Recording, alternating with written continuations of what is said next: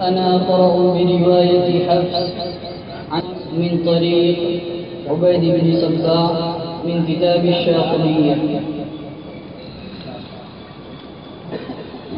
أعوذ بالله من الشيطان الرجيم.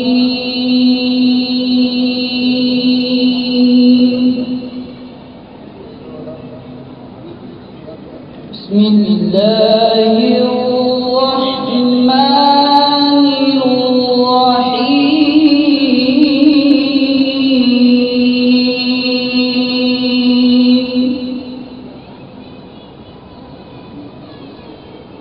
ولقد آتينا داود وسليمان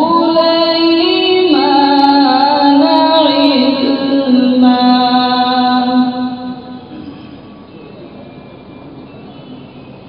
وقال الحمد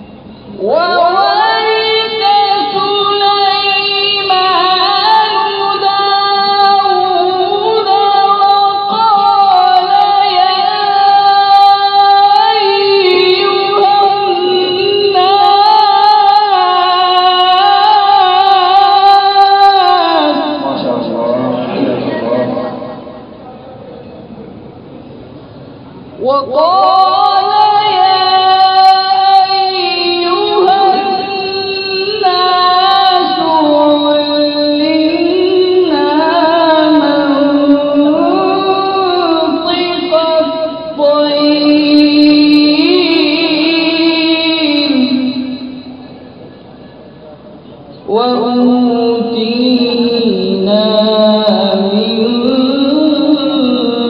كل شيء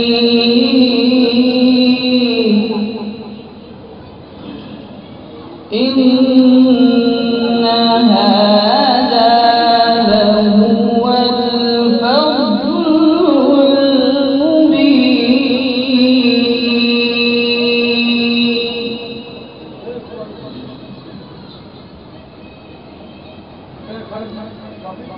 وحشر لسليمان جنوده من الجن والإنس والطير فهم يوزعون.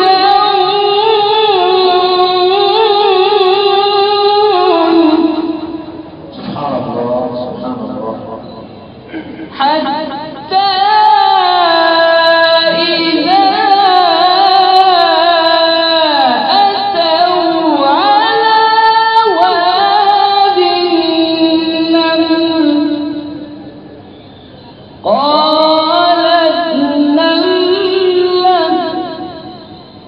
قالت نملة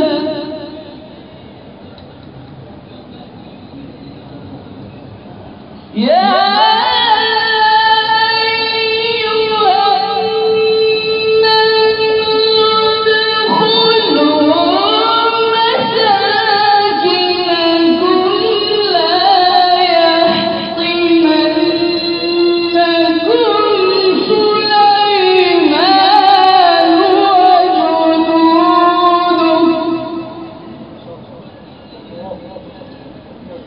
لا يحطمنكم سليمان وجنوده وهم لا يشعرون.